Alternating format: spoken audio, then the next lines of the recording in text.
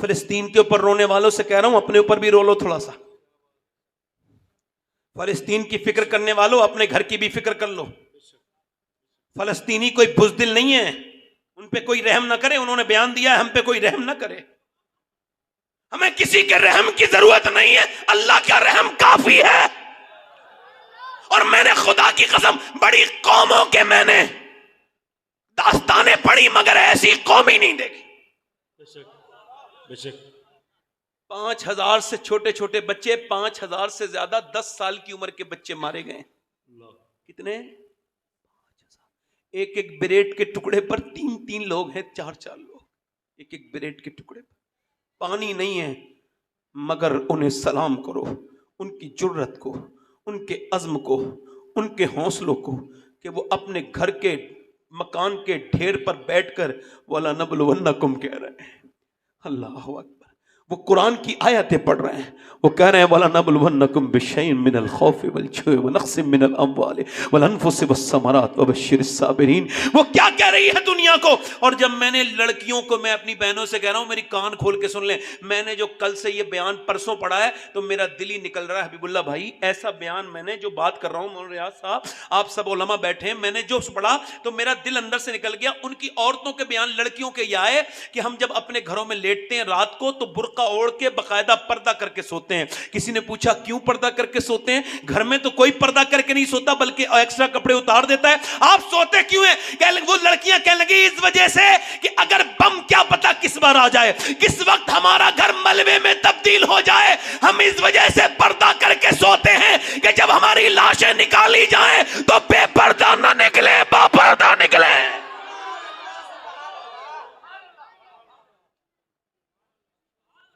बेपर्दा आए है, बेपर्दा आए है। मेरी बहनों, एक ये हिंदुस्तान की लड़कियां हैं जिन्हें फैशन का रंग चढ़ गया, एक फिलिस्तीन की लड़कियां हैं जिन पे अब भी नबी की बेटी फातिमा का रंग चढ़ा हुआ है। कैसे बर्बाद ना होगी ये कौम? कैसे इस कौम को बर्बादी से हम बचाएंगे?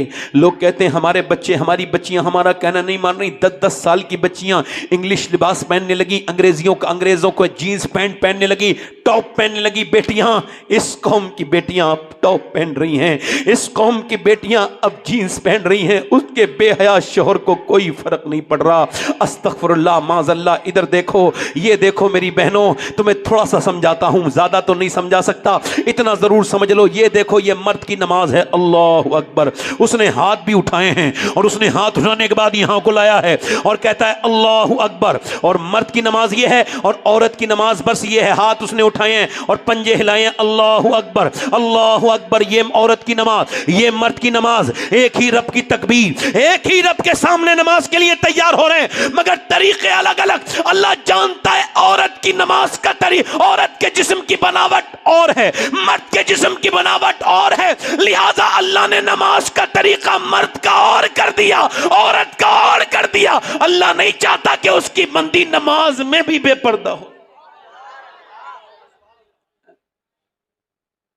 अगर ऐसी जगह औरत वुजू करना चाह रही है जहां मर्द बहुत है, मर्द, और पर्दा नहीं हो पाएगा और वो उसको ये अपनी कलाई खोलनी पड़ेगी, तो उलमा ने लिखा कि फिर वो ऐसी जगह वुजू ना करे, कमरे में जाके तयम्मुम कर ले, क्योंकि उसकी बेपर्दगी होने वाली है। और तवज्जो तो करो यार। अभी ये मोहम्मद अली फैजी साहब अपनी बीबी को लेकर हरम गए, जाएंगे जैसे तो गए, अब सफा मरवा पे ये दौड़ रहे हैं। इनकी बेगम ने कहा मैं भी दौड़ूंगी, कहा नहीं तुम नहीं दौड़ोगी। उसने कहा इन्ना सफा वल मरवता मिन शायरिल्लाह, सफा मरवा अल्लाह की निशानी है। खातून इब्राहिम अगर दौड़ी थी तो खातून मोहम्मद अली क्यों नहीं दौड़ेगी? तो इसने कहा इस वजह से, इन्होंने कहा कि जब वो दौड़ी थी अकेली थी, तुम दौड़ोगी तो बेपर्दगी होगी, लिहाजा मर्द का हज अलग कर दिया और औरत का हज अलग कर दिया।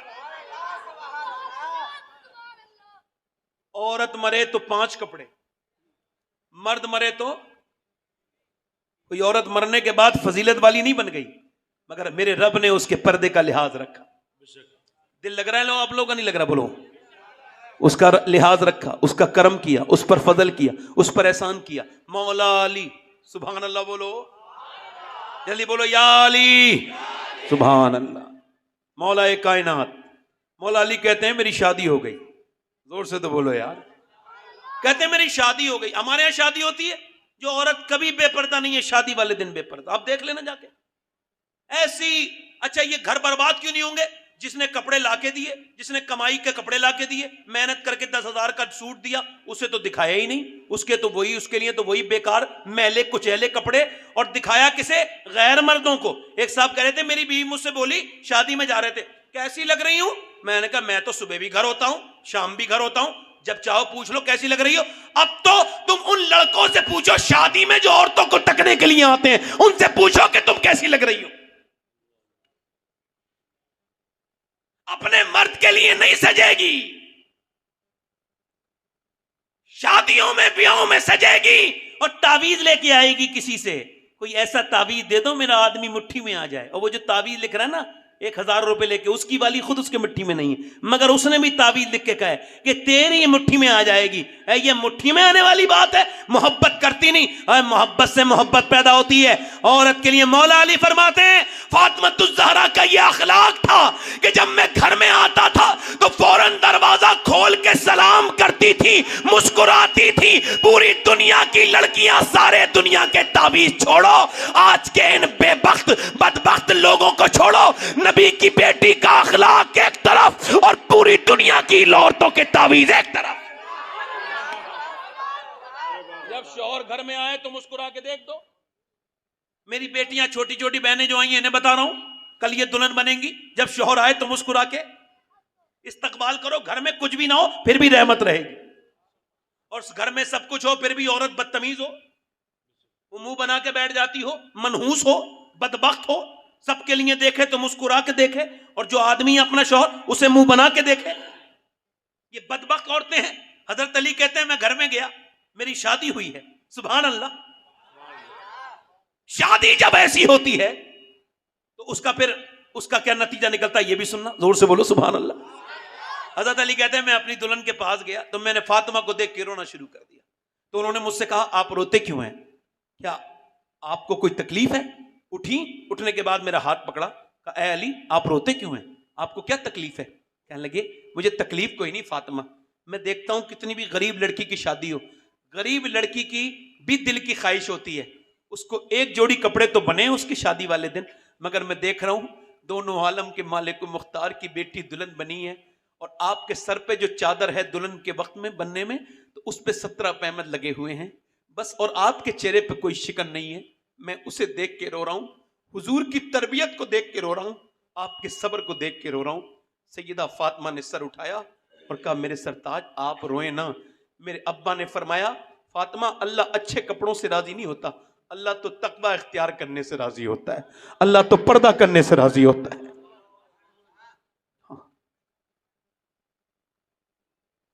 नबी की बेटी, पैगंबर की बेटी। हजरत अली कहते हैं हुजूर की महफिल लगी हुई है, हुजूर फरमाने हैं खैरुन्निसा कौन है, बोलो सुभान अल्लाह। हुजूर पूछ रहे हैं खैरुन्निसा कौन है, सहाबा बताओ। एक सहाबी बोले हुजूर जो नमाज पढ़े पाबंदी से खैरुन्निसा है। फरमाया बात आपकी ठीक है मगर मेरी मुराद को नहीं पहुंचे आप। एक और सहाबी खड़े हुए, हुजूर जो नमाज की पाबंदी करे, जो पर्दा करे, फरमाया आपकी पर्दे वाली बात भी ठीक है, आप मेरी मुराद को नहीं पहुंचे। हजरत अली कहते हैं ऐसी कोई बातें मेरे दिमाग में भी थी मगर मैंने कुछ नहीं कहा। मेरा घर दरवाजा खुलता था मस्जिद नबी में, कहते मैं दरवाजे में घुसा, अंदर अपनी बीबी के पास गया, मैंने कहा फातिमा आप बताएं खैरुन्निसा कौन है, तो मेरी तरफ देख के मुस्कुराई, बोली आप बाबुल इल्म हैं, आप बताएं खैरुन्निसा कौन है। मैंने कहा मैं बाबुल इल्म हूं, आप सैयदा आलम हैं, सैयदतुन निसा हैं, आप बताएं। तो मुस्कुरा के बोली मेरे अब्बा से अर्ज कर देना खैरुन्निसा वो है ना वो किसी गैर मर्द को देखे, ना गैर मर्द उसको देखे, ना वो किसी गैर मर्द को देखे, ना गैर मर्द उसको देखे। हजरत अली कहते हैं मैं आया, हुजूर की महफिल लगी थी, मैंने कहा हुजूर मैं अर्ज करूं। अली कहां जी, अर्ज कर, मैं अर्ज करूं हुजूर, हाँ बताओ अली। अर्ज की या रसूल अल्लाह खैरुन्निसा वो है, खैरुन्निसा वो है, बेहतरीन औरत वो है ना वो किसी गैर मर्द को देखे ना गैर मर्द उसे देखे। हजरत अली कहते हुजूर मुस्कुराए, फरमाया मेरी मुराद यही बात थी मगर अली ये तेरी बात नहीं है, ये मेरी बेटी फातिमा की बात है। दिल लगा के बोलो जरा, ये मेरी बेटी, जल्दी बोलो, ये मेरी बेटी फातिमा की बात है। थोड़ी देर मुझे और बोलना है, जोर से बोलो सुभान अल्लाह। ये मेरी ये मेरी बेटी फातिमा की बात है, इधर देखो, मेरी तरफ तवज्जो करो। मगर आजकल क्या है, अपनी बीवी के पास लेके आएंगे अपने दोस्त को, घर में बिरयानी खिलाएंगे, चाय पिलाएंगे, कहेंगे भाभी के हाथ की बिरयानी कैसी थी, भाभी के हाथ की चाय कैसी थी। तो ये सीधा सीधा पूछ ले ना भाभी कैसी है, उसके ऊपर बारे में तू राय लेना चाह रहा है। बेगैरत, शर्म नहीं आती तुझे? अपनी बहन पे भरोसा है, अपनी बीवी पे भरोसा है। अरे तेरी बीवी ज्यादा भरोसे के लायक है या मेरे नबी की बीवी ज्यादा भरोसे के लायक है? बताइए आप। अपनी बहन अपनी बेटी को इस तरह से बात करने का मतलब क्या है? इधर देखो, अम्मी आयशा कुरान पढ़ रही हैं। क्या पढ़ रही है बोलो? क्या पढ़ रही है बोलो? कुरान पढ़ रही हैं। अम्मी आयशा कुरान पढ़ रही हैं। कुरान पढ़ते पढ़ते आपकी आवाज मस्जिद नबी शरीफ के अंदर चली गई। हुजूर ने सुनी, सरकार ने एक पत्थर उठाया, और पत्थर उठाने के बाद, ये भाई सैयद साहब के सामने बैठ रहे हो आप, ये क्या मतलब है? पीछे बैठो, पीछे बैठो, बुजुर्गों का अदब सीखो। मुफ्ती साहब के आगे बैठ गए आके बेटे। अभी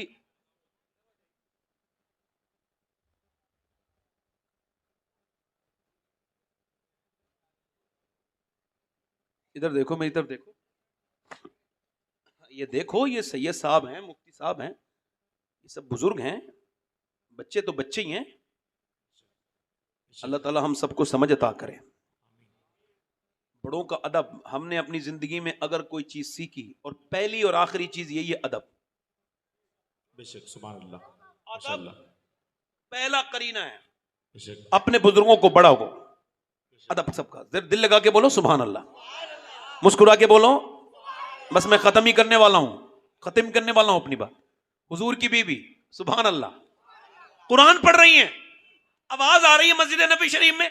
जैसी आवाज आई ना, हुजूर ने पत्थर उठाया और वहां लगाया, पत्थर जहां से आवाज आ रही थी, और फरमाया आयशा इतनी जोर से कुरान ना पढ़ो कि बाहर आवाज जाए। अब मुझे बताओ, पढ़ी जाने वाली किताब कुरान है, जगह मस्जिद नबी शरीफ में हुजूर का घर है जो कि जन्नत से ज्यादा अफजल है, और पढ़ने वाली अम्मी आयशा है। कुरान ने जिसकी पाकीज़गी का बयान किया है, और सुनो, सुनने वाले सहाबा किराम हैं, फिर भी हुजूर को गवारा नहीं कि कुरान इतनी जोर से आयशा पढ़े कि आवाज बाहर जाए। और ये जो नात पढ़ रही हैं लड़कियां, ये यूट्यूब पर, ये इधर उधर, ये बेगैरत हैं, ये बेशरम, ये बेहया, नात पढ़ती हैं, माइकों से पढ़ती हैं, आवाजें दूर तक जाती हैं, सब हराम है।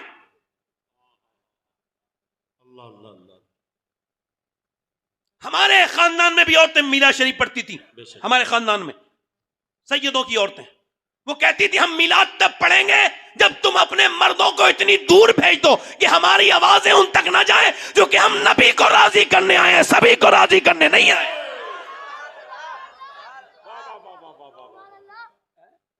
अब औरतें मॉडर्न नाथुआ हो गई माज़अल्लाह। पाकिस्तान तो बड़ा बेहया मुल्क हो गया इस वक्त। वहां तो ये लिखा जाता है मर्दों के लिए पर्दे का इंतजाम है। तौबा तौबा अस्तगफिरुल्लाह, ये वहां के हालात हैं।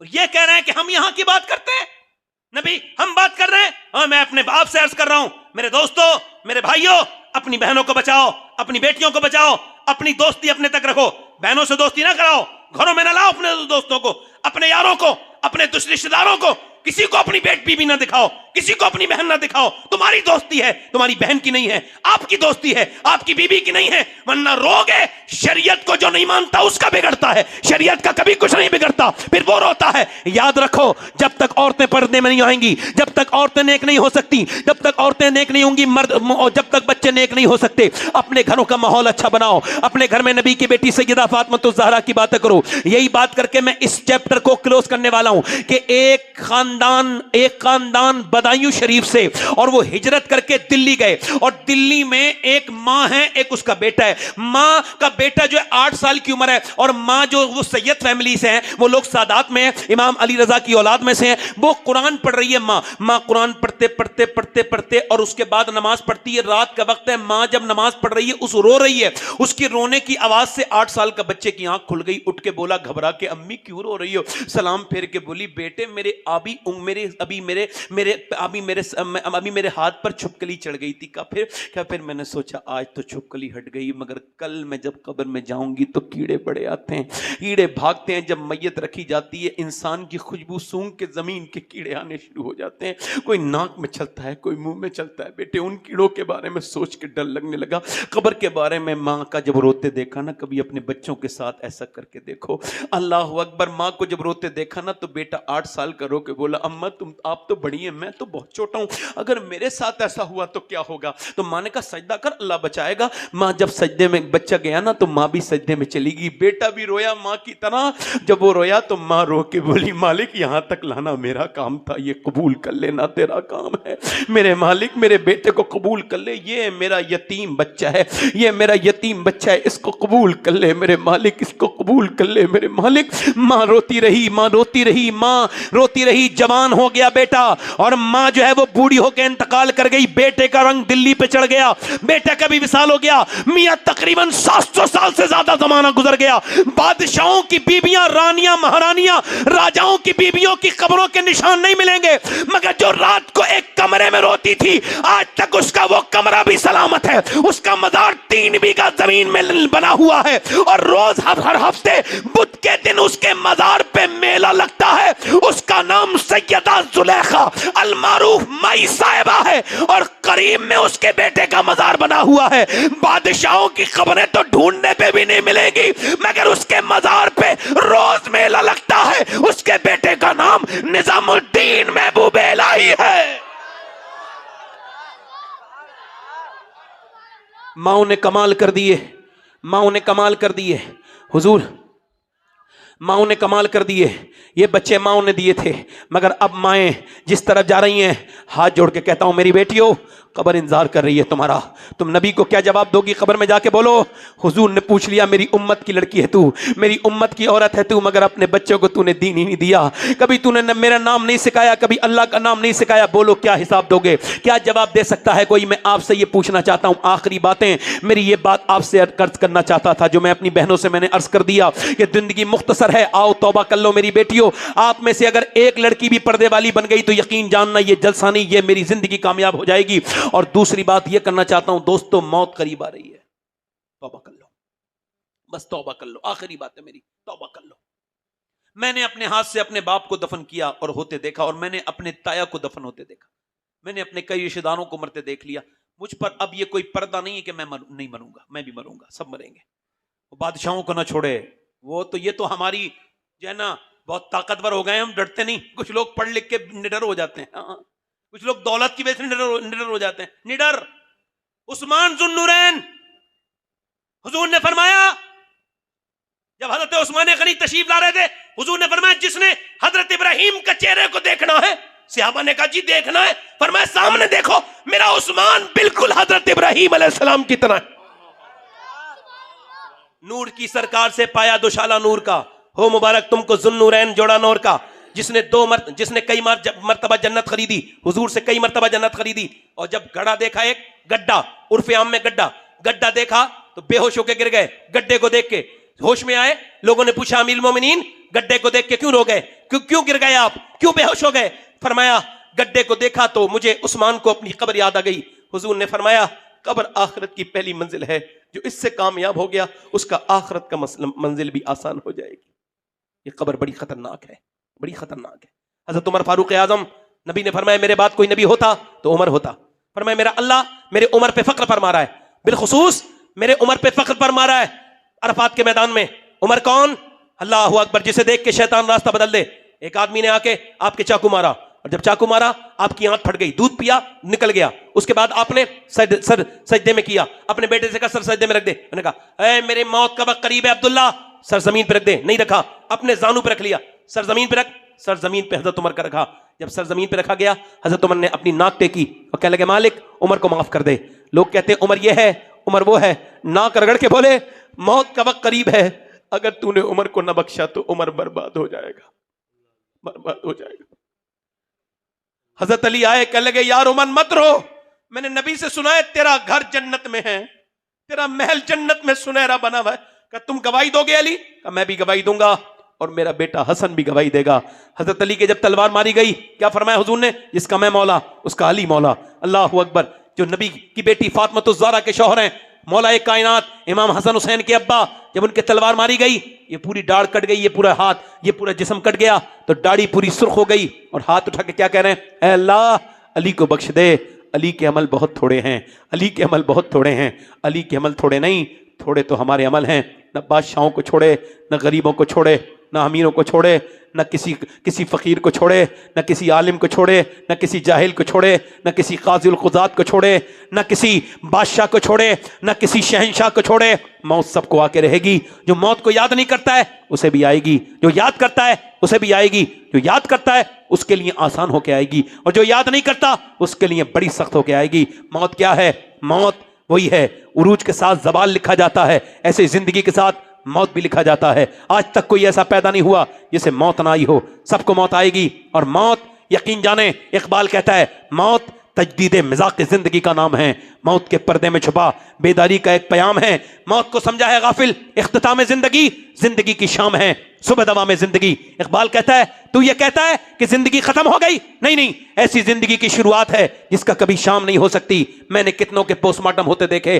अभी मैं आपको बताऊं, पोस्टमार्टम होता है तो पहले वो छेनी से काटते थे, पहले वो फाड़ देते थे, पहले उनके पास हथौड़ी होती थी और वो ऐसे चीरते थे शराब पी के, और वो कुल्हाड़ी से चीरते थे। अब वो कुल्हाड़ी वाला सिस्टम खत्म हो गया, अब उनके पास ग्लेंडर है, ग्लेंडर जिससे लकड़ी फाड़ी जाती है। वो ऐसे लगाते हैं ऊपर से, और ऊपर से निकाल के फड़ से पूरा कर कर कर कर कर फाड़ देते हैं, पूरा फट जाता है। फिर उसमें वो लगाते हैं, उसके बाद स्टिक लगाते हैं, टांके लगाते हैं, जो भी निकालना होता है अंदर से निकालते हैं, फिर पूरे जिस्म को सीते हैं और टांकों से। और जरा गौर करो, उसके बाद फिर वो पन्नी में लिपेट के देते हैं। अब सुनो मेरी बात, तवज्जो करो, गौर करो। अब अल्लाह के रसूल फरमाते हैं जब मुर्दे का हाथ पकड़ा जाता है तो मुर्दा कहता है आराम से उठा, तेरे उठाने से बड़ी तकलीफ हो रही है, हाथ उठाने तकलीफ हो रही है। वो कहता है कांधा बदलने वालों हल्के चलो, तुम जरा जोर से चलते हो तो मुझे तकलीफ होती है, हल्के चलो। बताओ जब इतनी तकलीफ होती है तो ये बताओ मैं आपसे पूछता हूं मेरे भाई कि अगर पोस्टमार्टम हुआ तो कितनी तकलीफ होती होगी। जब वो चीरते होंगे शराब पी के, जब वो दरिंदगी करते होंगे इंसान के जिस्म के साथ, तो क्या तकलीफ होती होगी। तो दुआ करो, ऐ अल्लाह हमें पोस्टमार्टम वाली मौत से बचा लेना। मौलिक पोस्टमार्टम वाली मौत, कौन सी वाली मौत? बस अपने फजल करम ईमान पर मरने वाली मौत देना। बड़ी दुनिया सख्त है, बदनिगाहियां आम हो गई हैं, और बदनिगाही इमाम हसन बसरी ने फरमाया सबसे ज्यादा ईमान जो छिनता है वो बदनिगाही की वजह से छिनता है। निगाह बर्बाद हो जाती है तब छिनता है। निगाहों को पाक करो दोस्तों, तन्हाइयों में अपने रब से डरा करो। रब सब देख रहा है, जो भी कर रहे हो आप, आपकी तकरीर सुनने को देख रहा है, मेरी तकरीर करने को देख रहा है। आप मेरे नजदीक इतने नहीं है जितना मेरा रब मेरे नजदीक है। हजरत सैयदना मूसा अलैहिस्सलाम के जमाने में एक औरत एक आदमी के पास आई, कह लगी मुझे कुछ दे दे, मेरे बच्चे भूखे हैं और परेशान है, मुझे कुछ दे दे। उसने कहा मैं औरतों का शौकीन हूं, तू एक रात दे दे, मैं तुझे पैसे दे दूंगा, जो चाहे वो खरीद लेना। उसने कहा मैं अपनी जिस्म बेचने नहीं आई। वापस गई, दोपहर को फिर आई, कह लगी मेरे बच्चे बेहोश होने लगे, कुछ दे दे, मैं रात को आ जाऊंगी, जो तेरा दिल चाहे वो कर लेना, मैं आ जाऊंगी रात को, अभी दे दे। उसने दे दिया। वो रात को आई, कमरे में बैठी थी, इसने उसका हाथ पकड़ना चाहा तो कांपने लगी और पसीने में नहा गई। कहा क्यों, किससे डरती है, क्यों रोती है, पैसे नहीं मिले? कहा पैसे ही सब कुछ थोड़ी होते हैं। कहा फिर? कहा मेरे बच्चे भूखे हैं, मैं मां हूं और अल्लाह से कह रही हूं मालिक मैंने कभी गुनाह नहीं किया, आज का गुनाह सिर्फ बच्चों की वजह से कर रही हूं, माफ कर देना। अगर मैं ममता की मारी ना होती, मेरे बच्चे भूखे ना होते, तो कभी ये बुरा काम ना करती, बस उसी से डर रही हूं। ऐसी फूट के रोई, नेक औरत थी, ऐसी रोई। उलमा लिखते हैं उसका दिल धुल गया बराबर में जो था। उसने कहा जा मैंने तुझे अपनी बहन बना दिया, जा। वो अपनी बहन बना दिया। वो तो चली गई, ये सजदे में गिर के बोला मालिक मेरी आंखें खोल गई, एक बार आई थी हाथ तक नहीं लगाया और मैंने कितनी इज्जतें लूट ली। रोता रहा, सो गया रोते रोते।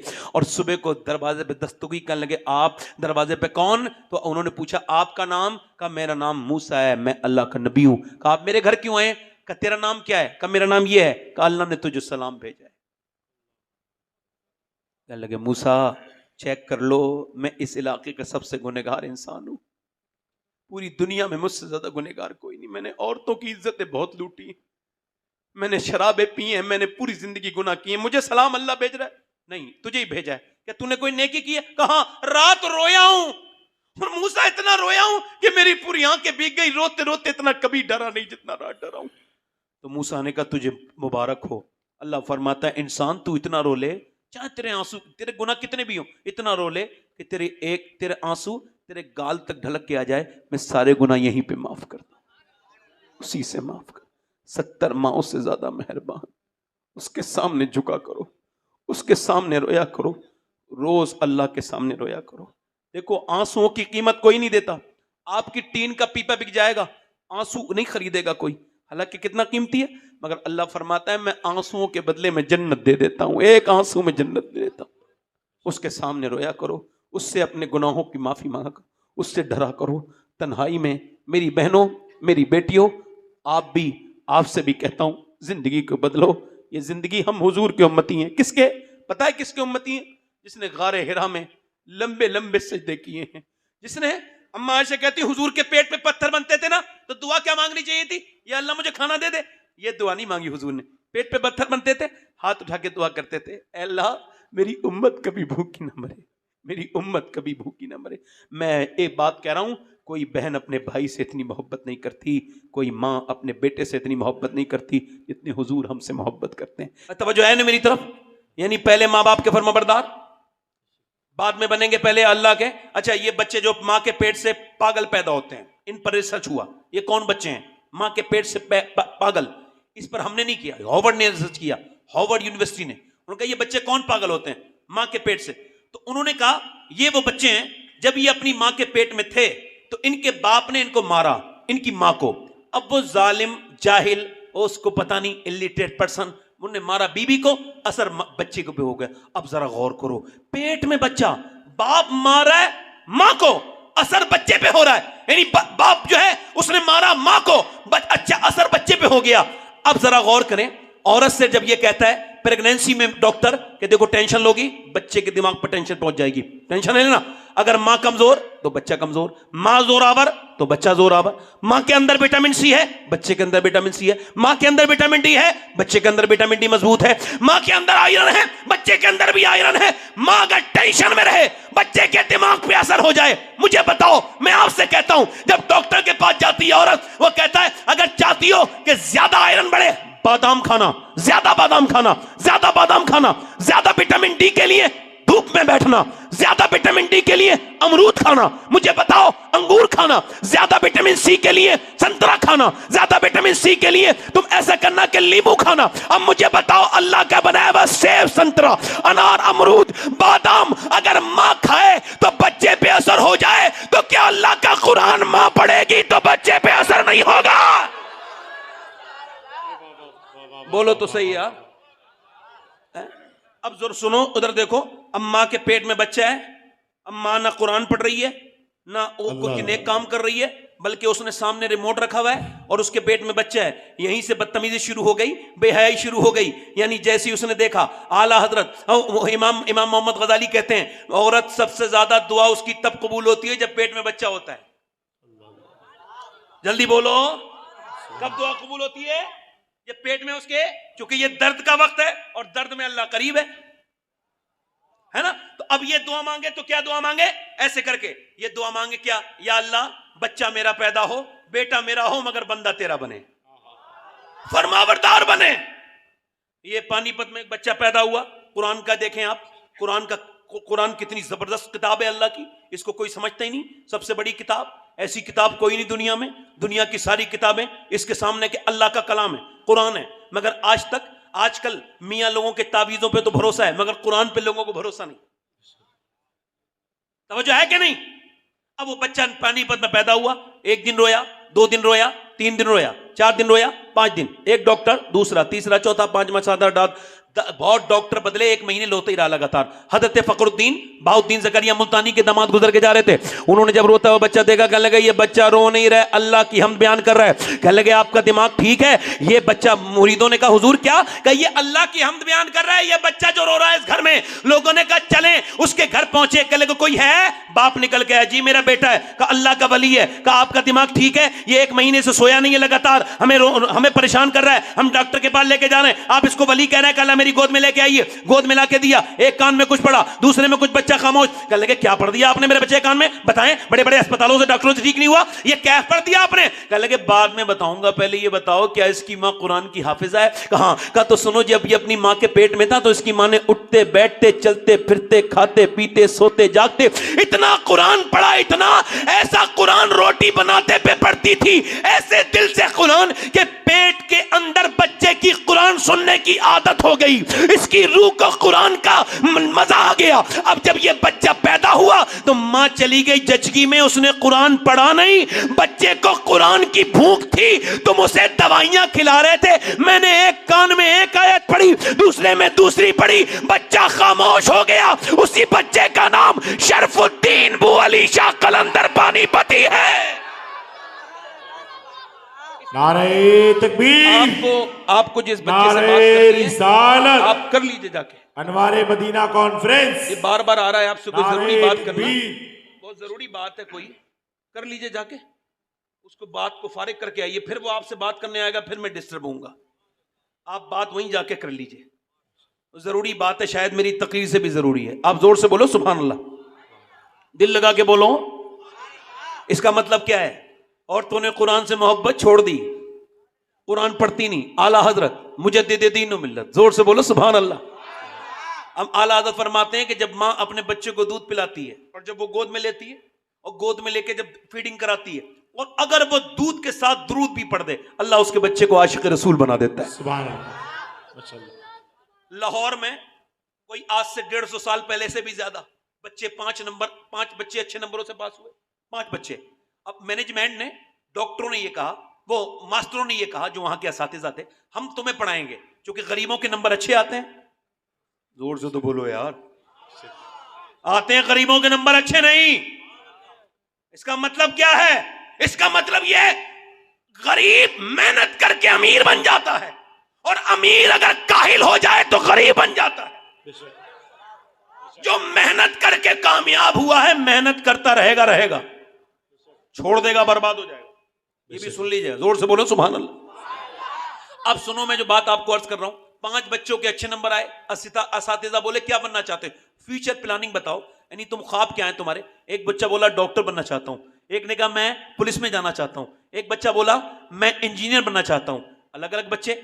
एक बच्चा जो था ना, वो गैर मामूली किस्म से, गैर मामूली था, बहुत खूबसूरत चेहरा उसका। कहले क्या बनना चाहते हो बेटे, कुछ नहीं बोला।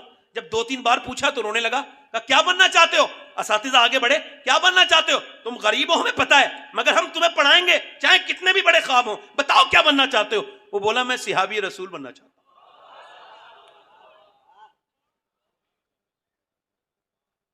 सबने तो हैरत से देखा, मगर एक मास्टर ने सीने से चिपटा लिया।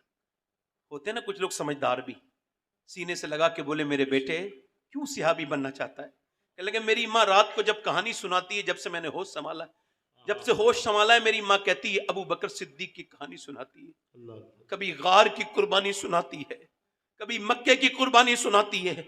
मेरी माँ कभी उमर की बातें बताती है, कभी बताती है कि बिलाल के सीने पे जब पत्थर रखे गए थे तो हुजूर ने उसके मरहमों को कैसे, उसके मरहम पे कैसे हुजूर ने अपनी मोहब्बत का उसके जख्म पे मरहम लगाया था। कभी बिलाल की, कभी बिलाल की, कभी सलमान फारसी की बातें सुनाती है। मास्टर साहब मैं सिहाबा से बहुत मोहब्बत करता हूं, मुझे सिहाबी बना दो। मास्टर बोले सिहाबी तो नहीं बनेगा, मगर आदमी बहुत बड़ा बनेगा। वही बच्चा जब बड़ा हुआ, उसी का नाम डॉक्टर मोहम्मद इकबाल था। उसी ने कहा था कि मोहम्मद से वफा तूने तो हम तेरे हैं, ये जहां चीज है क्या लो कलम।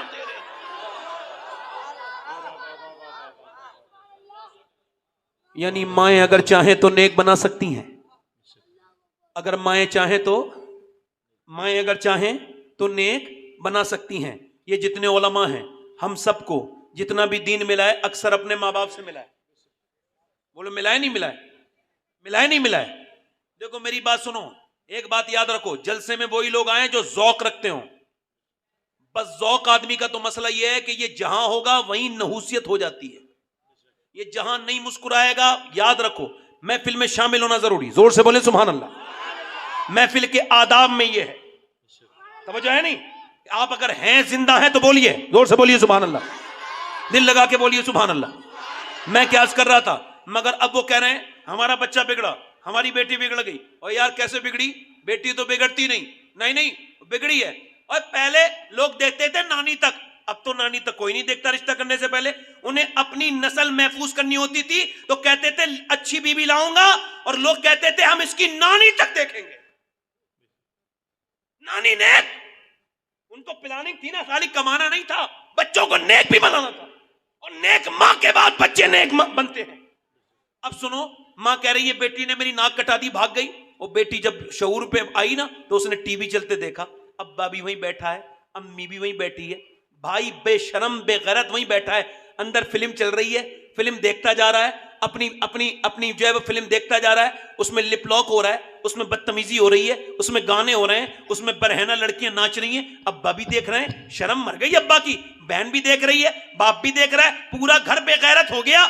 उसने देखा अम्मी बड़ी वो इमोशनल हैं, जैसे ही हीरो हीरोइन नहीं मिलते ना अम्मी को तो दिल बड़ा टूट जाता है, रोने लगती है अम्मी। हीरो हीरोइन नहीं मिले, अम्मी बड़ी रोई, और जैसे हीरो हीरोइन भागे अम्मी बड़ी खुश हो गई, हीरो को हीरोइन मिल गया।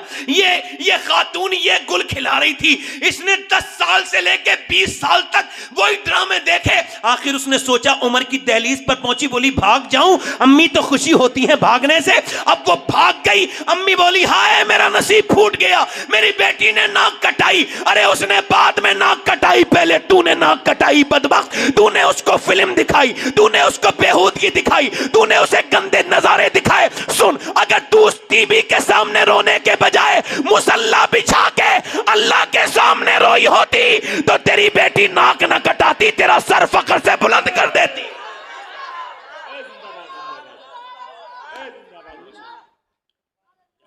उसकी लड़की चली गई, इसकी लड़की चली गई। लड़की कैसे चली जाएगी? लड़की ना हो तो घर में रौनक कोई नहीं, लड़कियां तो घर की रौनक। जोर से बोलो सुभान अल्लाह। बाप के जनाजे की रौनक, मां के जनाजे की रौनक। वो मां कम नसीब जिसके बेटियां नहीं, वो बाप कम नसीब जिसके बेटी नहीं। मगर बेटियों को ठीक से समझा नहीं, नानी देखी नहीं। नानी और नानी तो पहले इस्लाम दिखाता है, फिर दुनिया ने नानी देखी होगी। खुदा की कसम, यहां के लोग कहते हैं नानी देखो, मगर इस्लाम कहता है हाँ नानी जरूर देखो। अगर तुम्हें नानी देखनी है तो मक्के की खतीजतुल कुबरा देखो, और अगर माँ देखनी है तो मदीने की फातिमतुल ज़हरा देखो, और नवासी देखनी है तो करबला की ज़ैनब कुबरा देखो।